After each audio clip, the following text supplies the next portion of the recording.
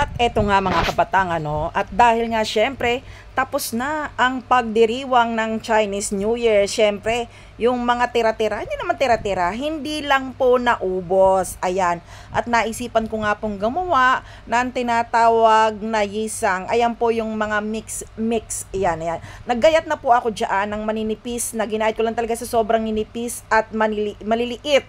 Okay, yung carrots, ginahit ko lang ng ganyan. At saka po yung singkamas. Ayan, kailangan po ay may ganyan. Ilagay po natin yan sa gitna ng plating.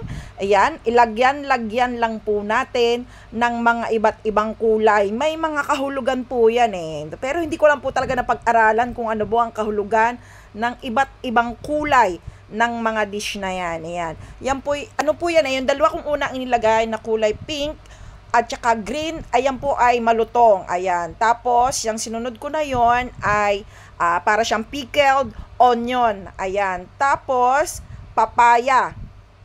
Pickled papaya. Parang matamis na maasim pero ang sarap niya. Promise. Tapos, may ginger din po yan. Ginger na pickled din yan. Tapos, yung papaya niya ay tatlong klase ng kulay. Ayan, yan. Diba nakikita nyo yung kulay pink din na yan.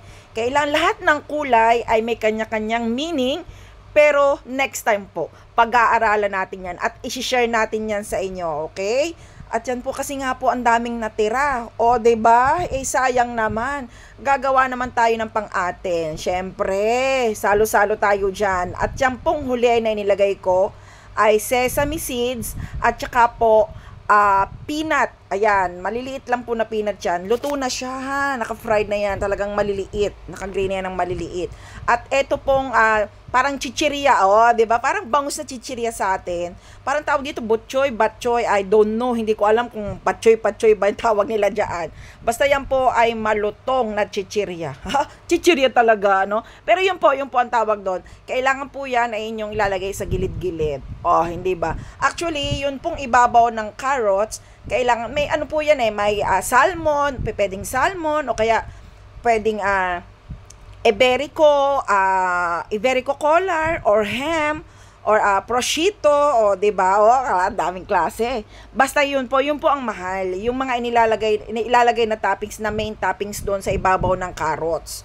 Pwede nga siyang salmon, yung hilaw-hilaw na salmon eh, hindi ako mahilig sa hilaw. O yun, basta ganon. Ayan, makikita nyo yung final look. Ayan, o, diba? Parang final looks talaga. Basta uulitin ko po ha, ang tawag dyan ay yisang, okay? Yisang. Ayan, at iyan na nga, malapit na tayong matapos at makita. Basta ang sinasabi ko nga po sa inyo, yan po ay parang bago sila mag main course, yung mga Chinese, pag nagdiwang sila ng Chinese New Year, yan po muna ang ino-order nila, okay? At yan po ay minsan pagkain talaga ng isang grupo, hindi lang po ng isang tao. At iyan, tararan, yung final looks. Marami po yan, basta iba't iba po ang meaning ng bawat kulay. Ayan, next time po, isi-search ko para sa inyo, para naman po maalaman nyo na. At ito po yung pinakahuli. Yan. Yung sweet sauce, ayan po ay mix ng tamarind. Ako po ang nagmix nyon. Tamarind at saka ng honey, I think honey. At iyan, ilagay na po natin yan. Yan po ay sticky sweet sauce. Ayan, napakalagkit po talaga. Pero napakatamis, pero ang sarap ay bongga. At ito naman po yung mantika, yung oil na shallots, yung sibuyas Tagalog or maliliit na sibuyas na pinaprito ko para lumabas yung aroma niya. Napakasarap at napakabango at iyan na nga, o, diba? Ay, o, diba? Peace! Long life! More money! Good business. Ayan, ganyan po ang mga pinagsasabi nila. Pero salitang Chinese po yun, ha, yung sinasabi nyo. Siyempre, hindi naman po ako marunong mag-Chinese. Talagang voice over lang talaga ako maaasahan. Ayan.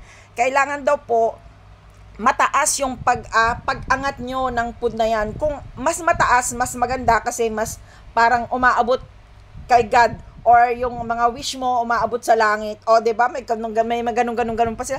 Parang tayo din, 'di ba, kapag nagwi-wish, o 'di ba? Time-time, pero sila po isinisigaw nila habang ikinakalat nila 'yan.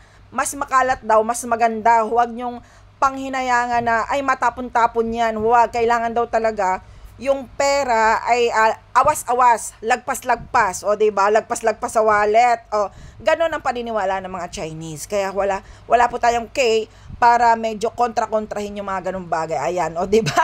Yung tira-tira ako na kasi nagkaroon po ako ng customer diyan. Kaya ayan, tira-tira lang yung nilampang ni Kabatang. O ayan, 'di ba? In fairness, masarap.